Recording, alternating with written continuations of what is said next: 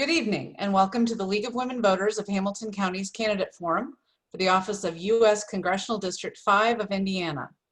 The League of Women Voters is a nonpartisan volunteer organization that promotes informed and active participation in government.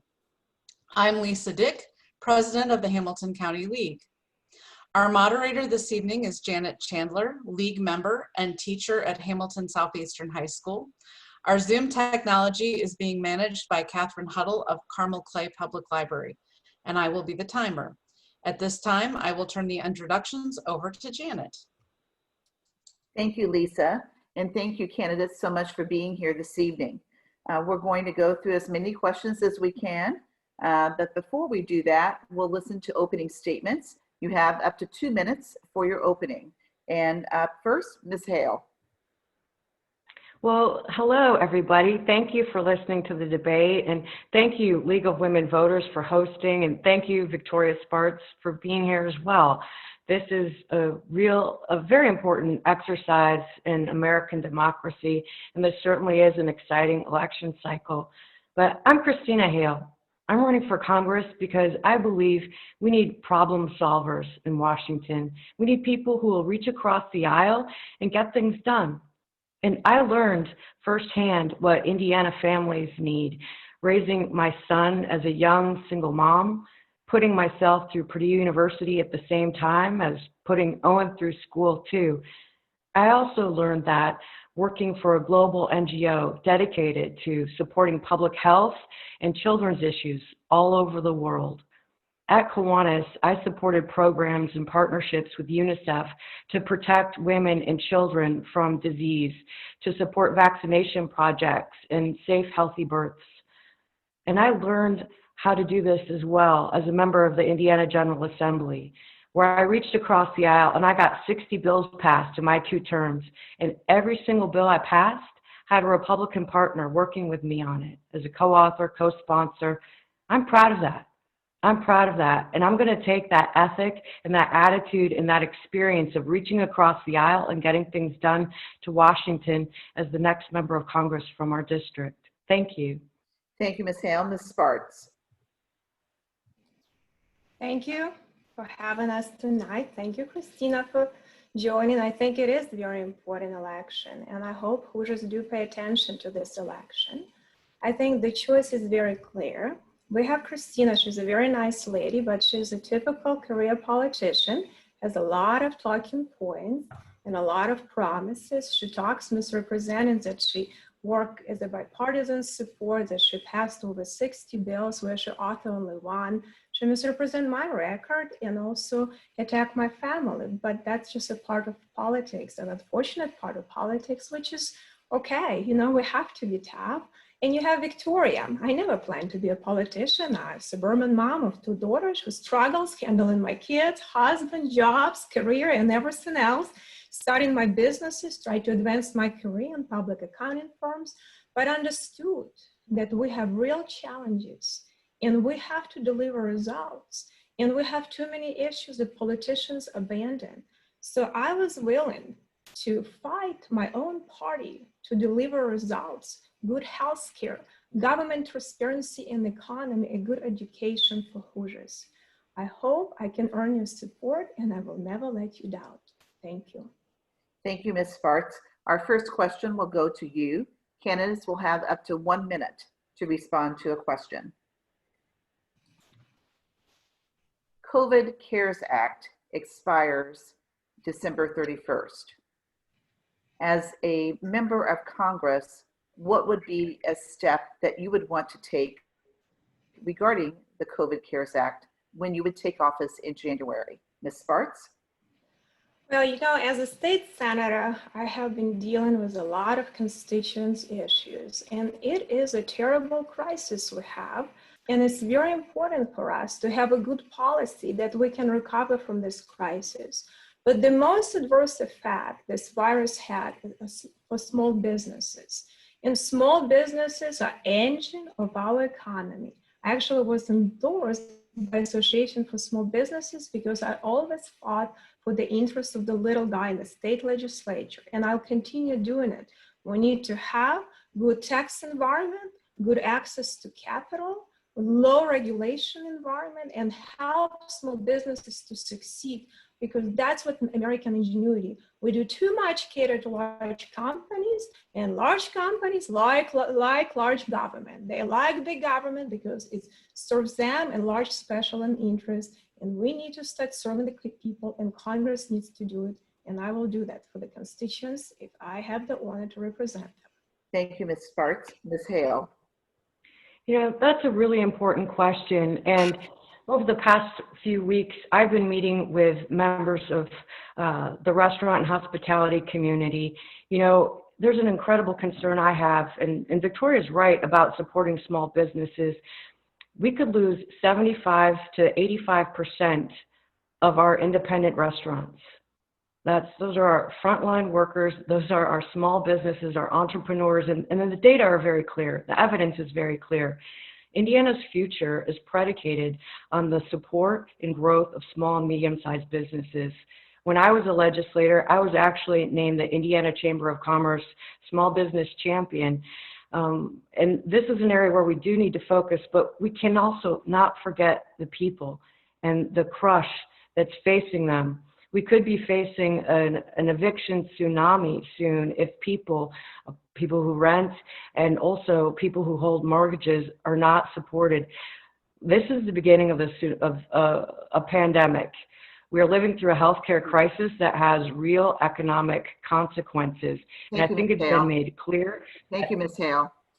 Let me, Thank you. You're welcome. And I know that this is a big question. I know COVID, has so many ramifications. And so let me just ask kind of a follow-up question to what I previously asked, and we'll go to you first, Ms. Hale. So specifically, I want to know what parts of the COVID CARES Act would you try to legislate if elected? Well, that CARES Act has passed, and we do need to pass additional legislation. But that support for small and medium-sized businesses to keep their doors open, to give them greater flexibility with how they've been able to apply those funds is important. I talked about restaurants. They need to have greater flexibility so they can spend on personnel, but also rent and supplies and paying down short-term debt. And we need to also privilege our small and medium-sized businesses first before big corporations who don't need this kind of support sweep in and take away all of the funding. So beginning with the little guy and supporting the entrepreneurial community and small and medium-sized businesses is key. Thank you, Ms. Hale. And Ms. Spartz.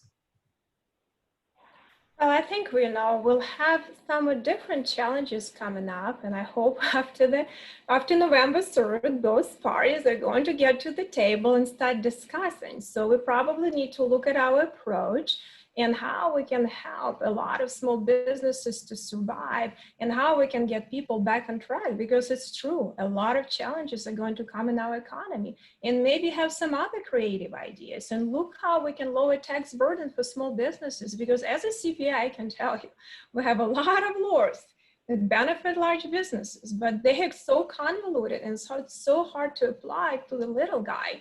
So I think we have to look at different innovative approach, how we can integrate technology in healthcare. Telehealth would be a great discussion, and really how we can improve our access to high-speed internet in rural areas, because it's a key. This is something you can build world-class operation, best of the schools. You can have best of healthcare access if we invest in rural broadband. It's important.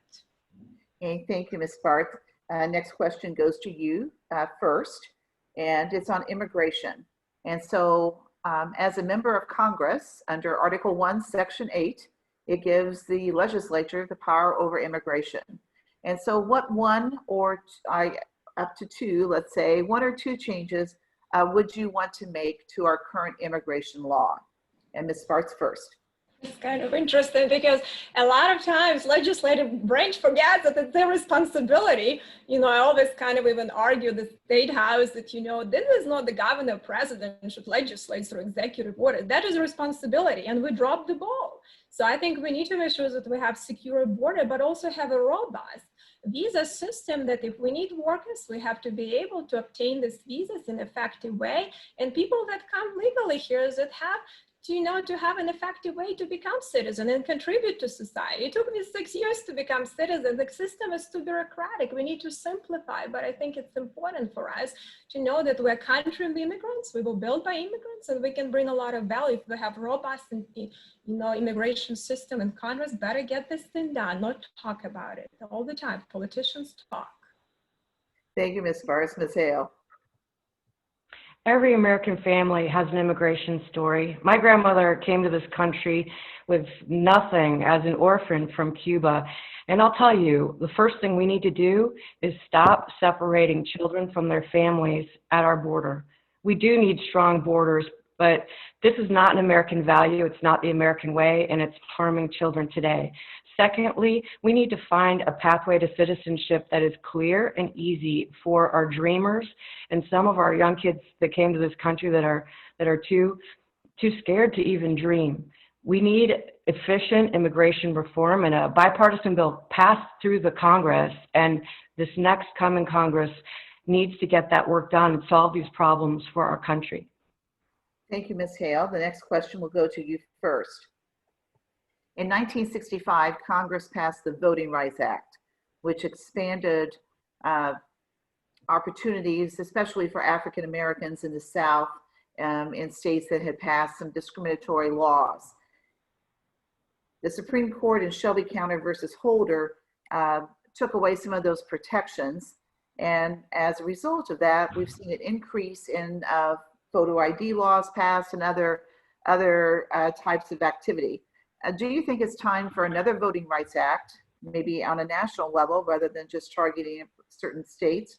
Or another part of this question could be, what type of, as a member of Congress, what would you like to see Congress do in regard to voting nationwide? Ms. Hale? I'm glad you asked this question. And yes, I do think we need to pass something. Clearly, we need consistency and transparency and to protect the integrity of our election process. You know, I had a constituent, it broke my heart. I was speaking to her at her apartment building. She was an older woman. She hadn't driven in many years. And she said, Christina, they won't let me vote without a driver's license or a state ID. I can't even get myself to the BMV to get that driver's license. My son moved me here from Florida. They won't accept my Florida driver's license. This is the first election I won't get to vote in. And, you know, she had so many barriers put up, and I wish we had longer to take on this question because Indiana is ground zero for a great deal of voter suppression, and we've got to fix this. Thank you, Ms. Hale. And Ms. Spartz?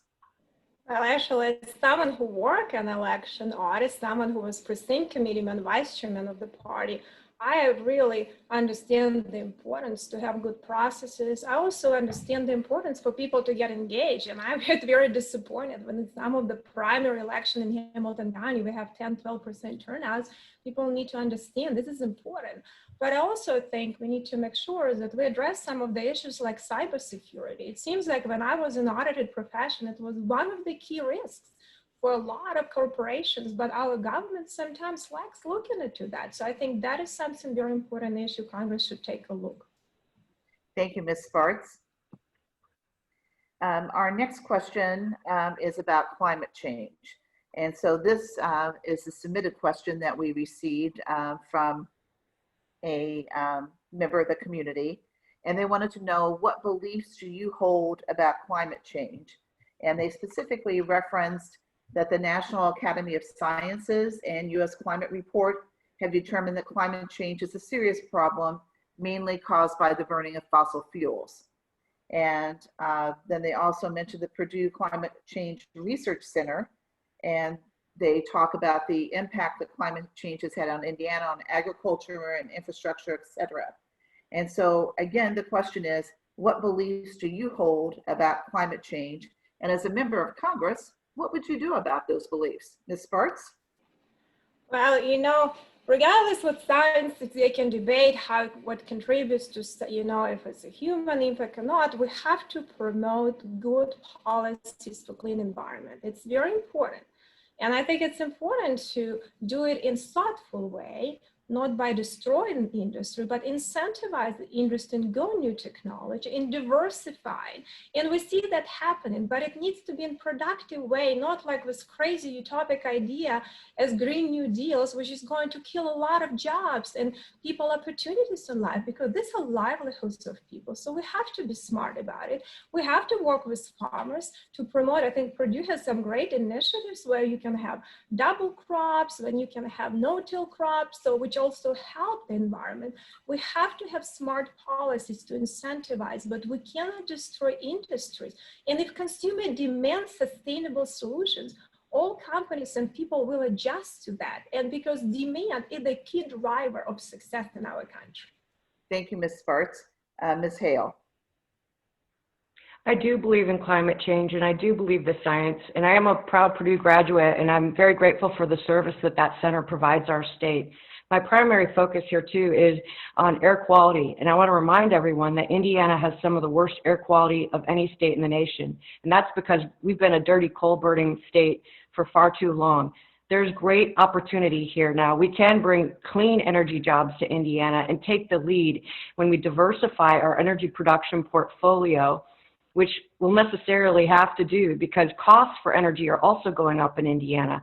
We used to be the 4th least expensive. We're now about the 28th or 29th, and we can do so much better when we build new plants that support renewable energy and we bring the jobs along that will come with that innovation and technology. Thank you, Ms. Hale. So let me stay on this issue just a little bit longer. And so I'll go to you first, Ms. Hale. So this question was a couple of parts, was about your belief system. And so what I've heard from both of you is on the one hand, there has to be a balancing act because there has to be the environmental concerns, there has to be concern for business. On the other hand, there has to be a shift in the way that business is done. And so like my question is, as a member of Congress, what act would you take? What act would you want to write? What act would you want to support on climate change? Ms. Hale? Well, I mentioned moving toward renewable energy, and I think we should push for that by 2050 the best we can. But I'd also like to bring up water, because this is the 5th Congressional District, and this is about the environment.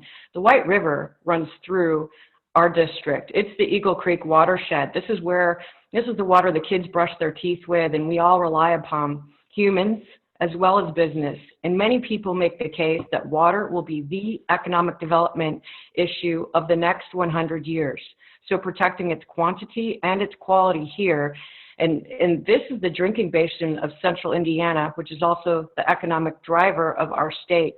But it's also a very human and necessary thing for us to have.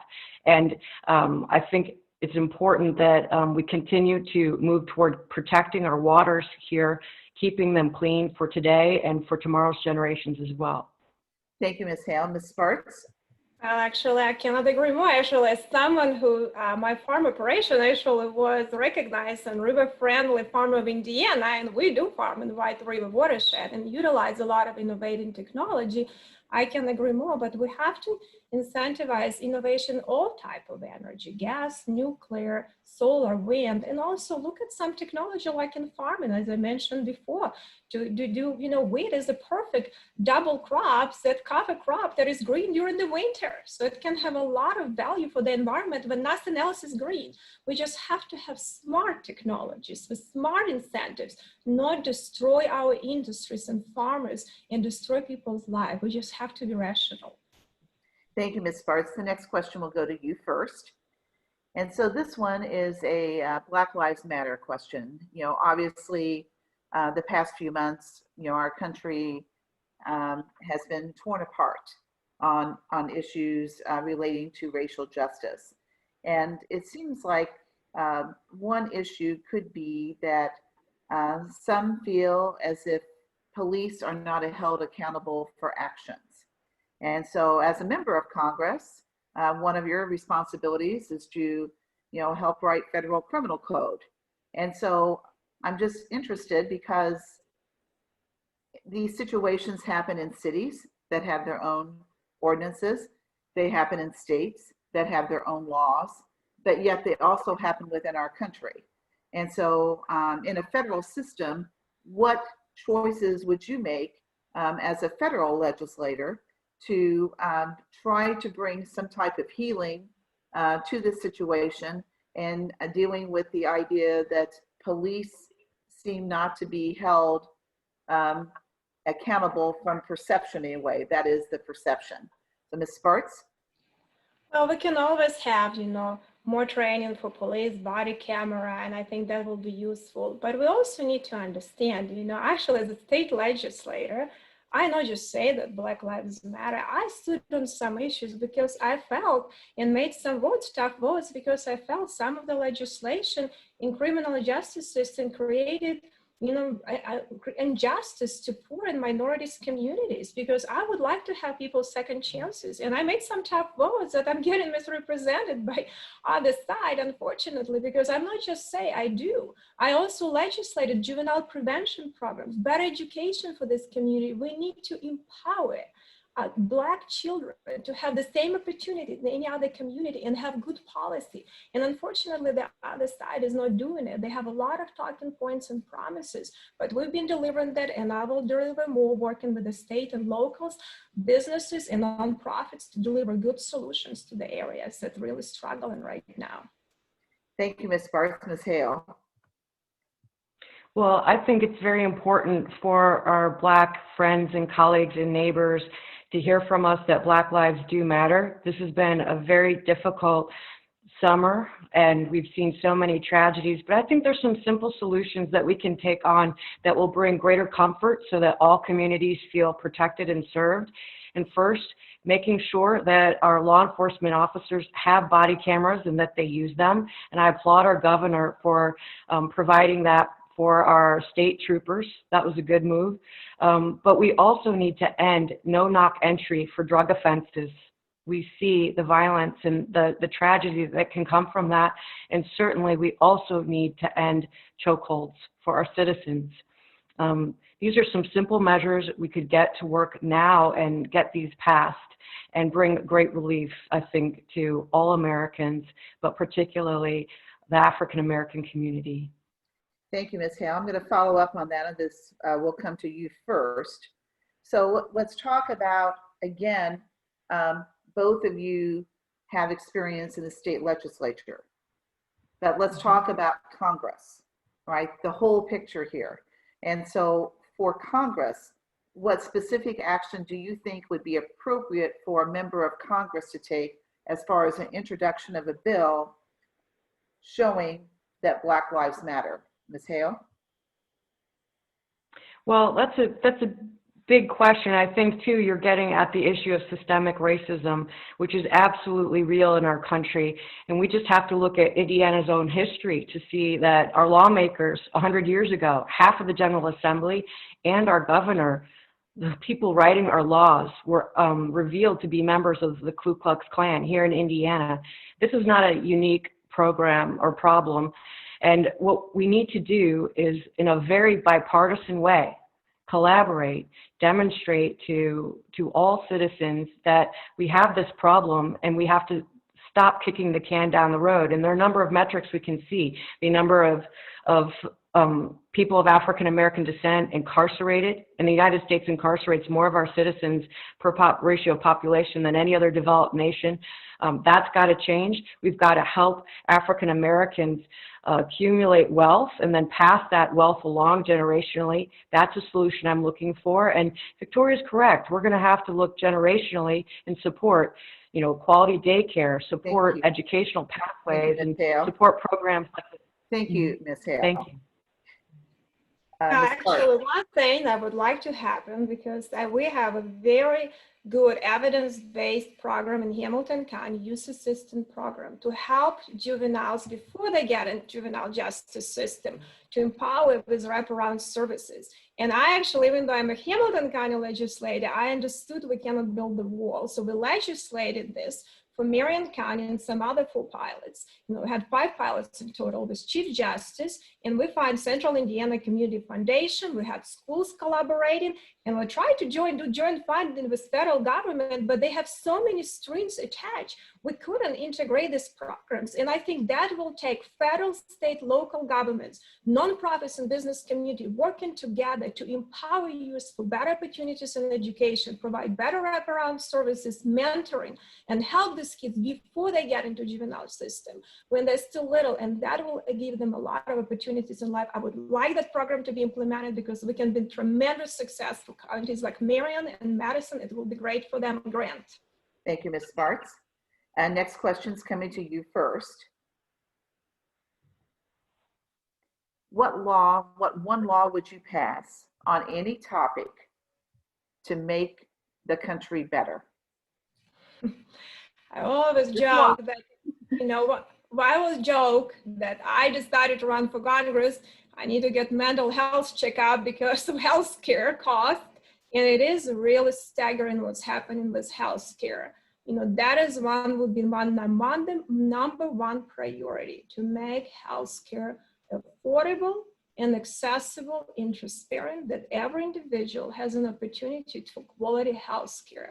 It's a very complex issue. We started some stuff at the state level, but 85% of healthcare are controlled at the federal level right now. So in addition to education and good economy, healthcare is number one issue that I can commit to you that I'll get it done. Thank you, Ms. Spartz. Ms. Hale. I have the same answer as my opponent, but I have to tell you, this is an area of real difference for Victoria Spartz and myself, because I strongly support a public option, and Victoria Spartz has campaigned for overturning the Affordable Care Act. I believe we need to keep the Affordable Care Act. We need to improve upon it, and I'll support a plan that allows people to go to the doctor, pay for the visit, pay for the medicine and the therapy they need to be well, and have it not break the bank. And if someone has private insurance and it's working for them, I'll fight to help them keep it and make it more affordable. But particularly during this pandemic, we have to keep the Affordable Care Act intact and create a public option for everyone. To do any less would be irresponsible, as we have 329,000 people in our district with pre-existing conditions that could lose their health care coverage if the Affordable Care Act is overturned, as my opponent has pushed so hard for.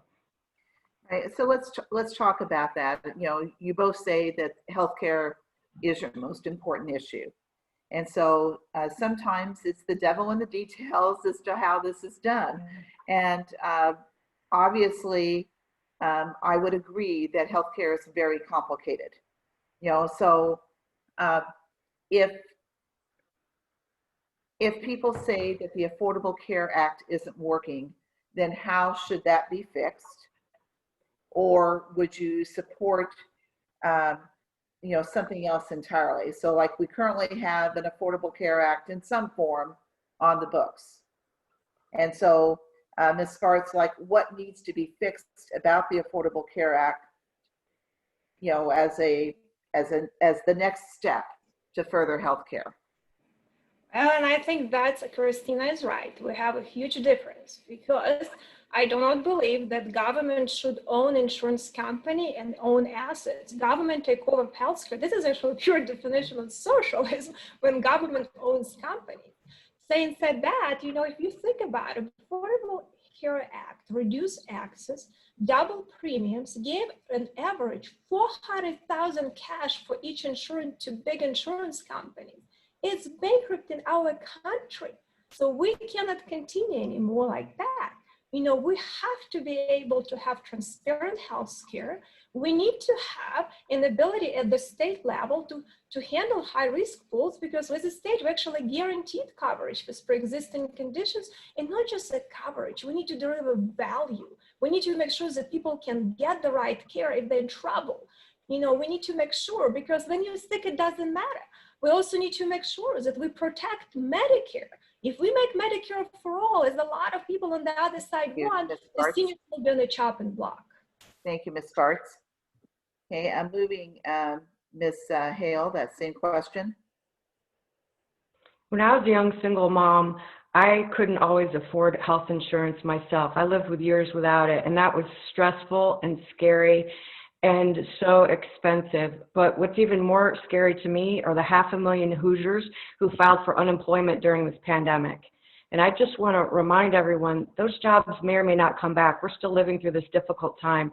But I think the pandemic has taught us that public health is in everyone's personal interest, and that families need to be healthy, but our economy has to have healthy families in order for it to work, for order people to be able to go to work and pay their way in this economy. It's critical that we have a public option. It's the responsible thing to do. And with the Affordable Care Act, we must continue to protect people with pre-existing conditions. And our community has 329,000 people under the age of 65 with a pre-existing condition, and they would face losing protection if that act is overturned. And it's up for consideration by the Supreme Court the week after Election Day. So let's continue on with this topic, but let's shift it a little bit to pharmaceuticals. So there has been legislation that has come before Congress multiple times about trying to rein in the cost of pharmaceuticals, because that is definitely one contributor to the cost of health care. And so, Ms. Hale, this question is coming to you first. And so the contention is sometimes that the pharmaceutical companies buy the Congress people.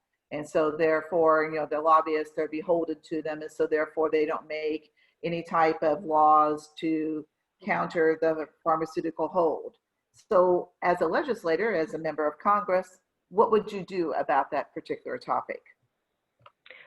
This is something that could be fairly simple, and we could make great inroads. And in a bipartisan way, I would reach across the aisle to get good things done, such as getting pharmacy benefit managers out of the way, those managers that don't pass along critical cost savings to consumers like you and me. But the federal government has the power to negotiate the price of drugs. They can do that for Medicare, for Medicaid, and for private health insurance. That would lower the cost of our necessary medicines for everybody. The federal government needs to begin to do that. And finally, we need the federal government to step in and help to accelerate the marketing of pharmaceuticals to generics, so that we can also all afford our generic equivalents of the medicines that we need to be well. These are a few easy steps that would make great inroads to bring those prices down. Thank you, Ms. Hale. Ms. Spartz? I just wanted to clarify, because Christina misrepresented again about the pre-existing conditions. Regardless what happened to the Affordable Care Act at the federal level, Indiana, Hoosiers in Indiana are all protected under Indiana law that we passed to have a coverage for pre-existing condition. It passed in our budget. All Republicans actually voted for it, and I think Democrats didn't, you know, because it just unfortunately became a partisan issue. Healthcare, it's unfortunate that it is. But to tell about the things, I actually legislated transparency for prescription benefit managers, and we also need to reform EDA. It became a culprit to innovation, big bureaucracy, and costs us a lot of money. It has to be done. Thank you, Ms. Spartz. Our next question will go to you first, and we'll talk taxes, because that's always a fun topic, right? And so as a member of Congress, sometimes you're asked to vote on whether or not to raise taxes.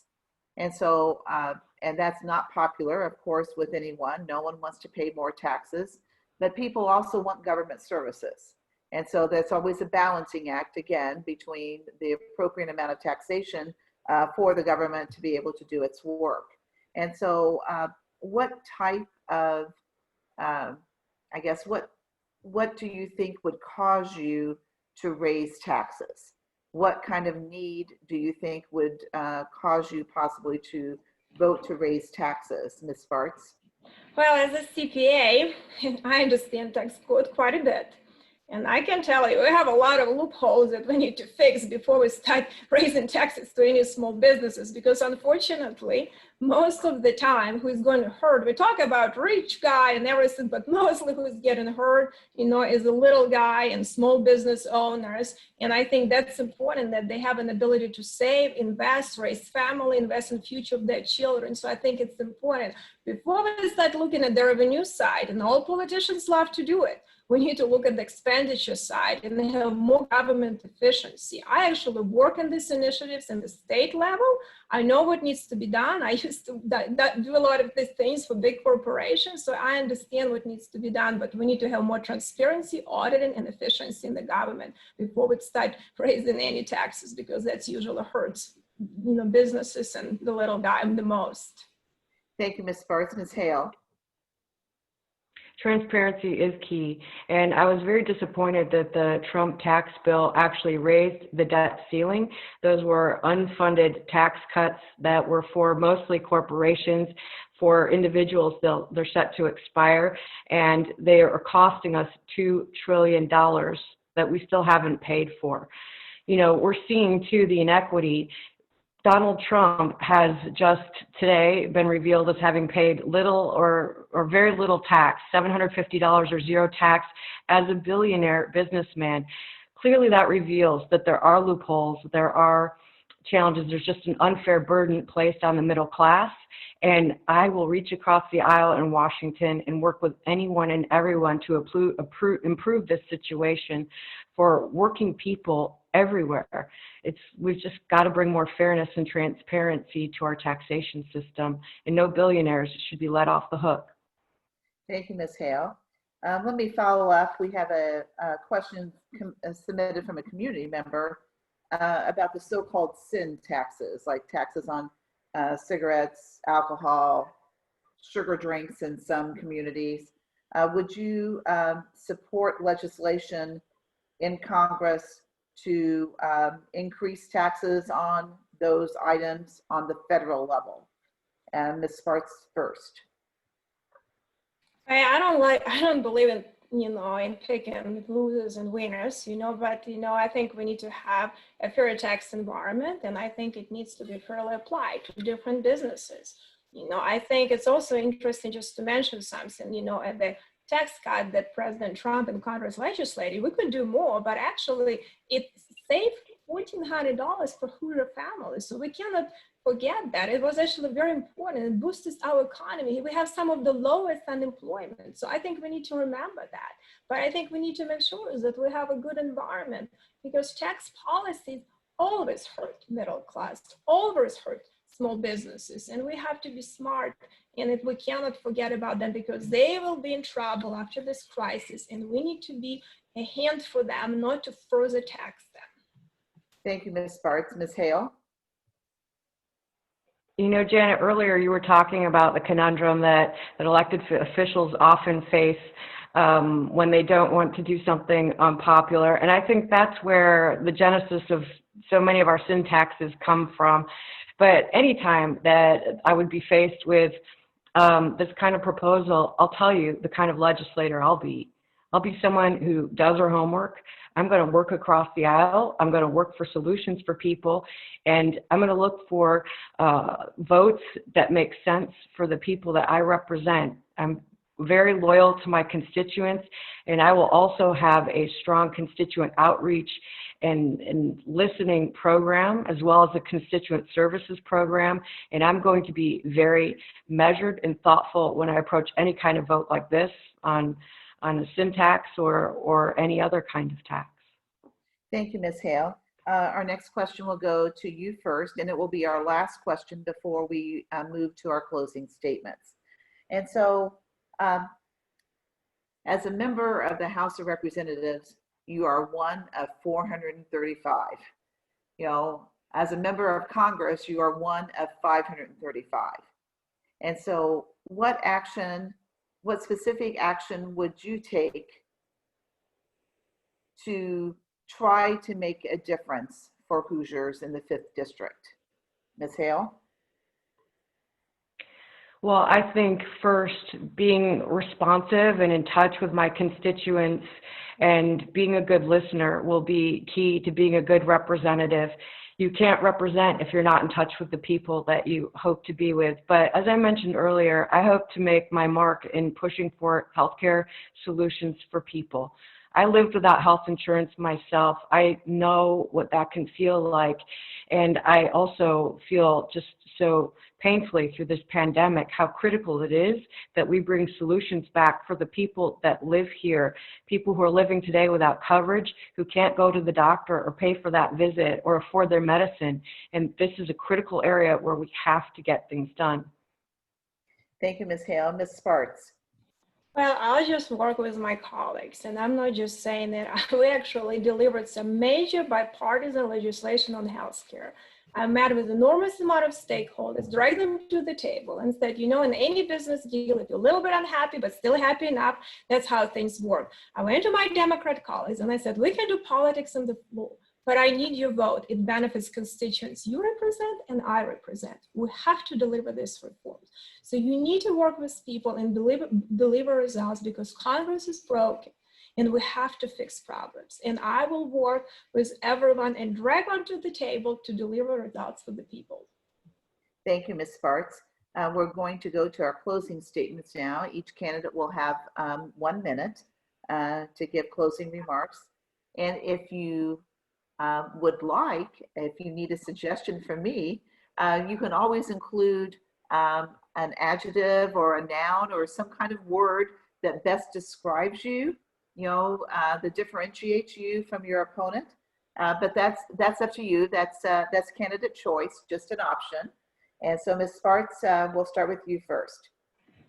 As the mother of 2 young daughters, as a wife, as a businesswoman, as someone who enormously loved this country and owe everything in life to this country, I will do anything to serve these people of this district and deliver results. I'm not a career politician. I never wanted to be in politics. I'm not looking for a job. I have too many jobs, but I believe it's very important times in our history. We need to deliver results that people trust in. I have experience and proven record, and I'll work hard to deliver good economy, healthcare, and good education for everyone who's in this district. Thank you, Ms. Spartz. Ms. Hale. Thank you, everyone, for listening, and thank you to League of Women Voters for hosting this event. I think it's an important role that you play in our democracy. I'm Christina Hale. I'm running for Congress because I do want to bring solutions for people. I'm a hard worker, and I'm somebody with a record of reaching across the aisle. It's not just talk. Every single bill I passed, every single one, more than 60, I passed with Republican partners. And I did that working in the overwhelming minority. And I am grateful to those Republicans that helped me get those things passed. And I'll tell you, I'm going to pay it forward. I remember what it feels like to be in the minority and need the help. And I'm so grateful that I got it.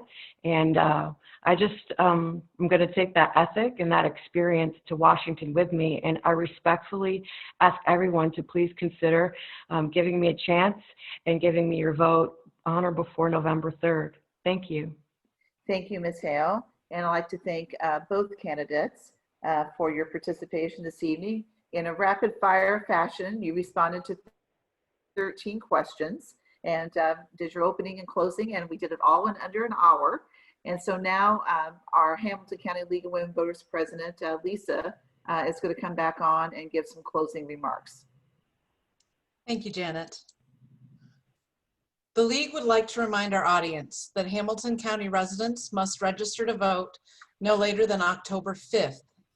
Absentee ballot applications to vote by mail must be received by 11:59 p.m. on October 22nd.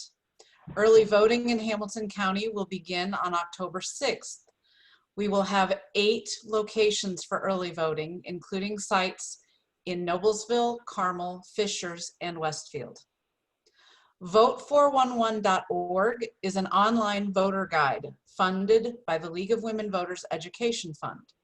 You can find information about candidates, early voting, ID requirements, election dates, polling place locations, registration deadlines, soon this video, and more. All Hamilton County candidates have been invited to participate in the Vote 411 candidate survey and information provided by candidates is not edited by the League. Candidates, I thank you both for your participation this evening. Janet and Catherine, thank you both for your efforts to make this event run smoothly. Our recording will be posted to the League of Women Voters of Hamilton County's Facebook page, as well as the Carmel Clay Public Library's YouTube channel by 7 p.m. tomorrow. Thank you very much and have a good evening. Thank you.